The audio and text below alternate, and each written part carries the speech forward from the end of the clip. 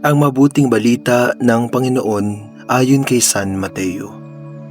Noong panahong iyon, sumakay si Jesus sa bangka, tumawid sa kabilang ibayo at tumuloy sa sariling bayan. Pagdating niya roon, dinala sa kanya ng ilang katao ang isang paralitikong nakaratay sa kanyang higaan.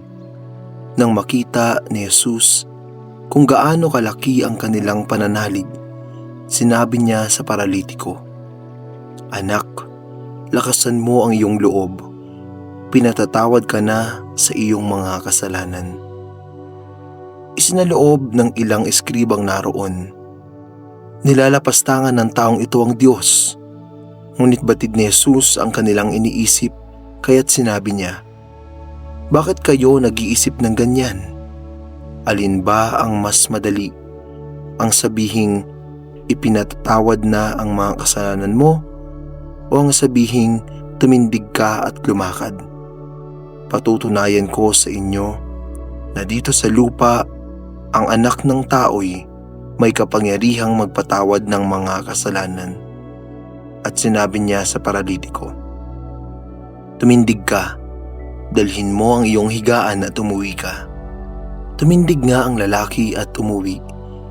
Nang makita ito ng mga tao, sila'y natakot at nagpuri sa Diyos na nagbigay ng ganitong kapangyarihan sa mga tao.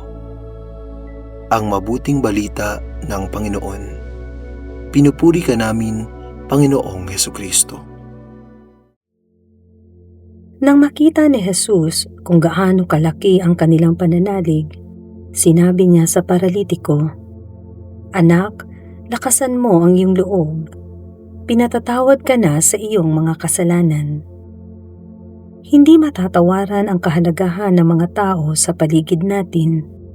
May mga panahon kasi na tayo mismo ay nanghihina o nawawala ng gana sa buhay dahil sa iba't ibang dahilan.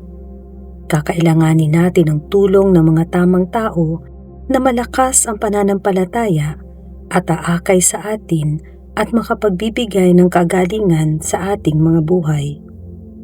Iyon mismo ang nakita ni Jesus, ang pananampalataya ng mga nagdala sa paralitiko, kaya pinagaling at nakabangong muli ang paralitiko.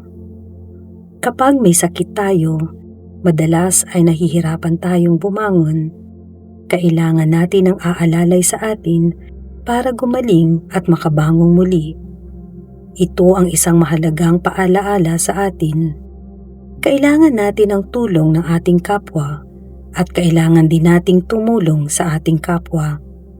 Kaya napakahalaga na tayo rin ay patuloy na magpalago ng ating pananampalataya upang madala natin sa pagbabagong buhay ang ating mga kapatid na nawawala sa tamang landas. Katulad ng propetang si Amos sa unang pagbasa, sikapin mong ipangaral at isabuhay ang tama at mabuti kahit na ayawan ka ng ibang mga tao. Ang patuloy na pangangaral ng pananampalataya ay kailangan ng mundong ito upang maakay ang mga nawawala sa landas ng kaligtasan.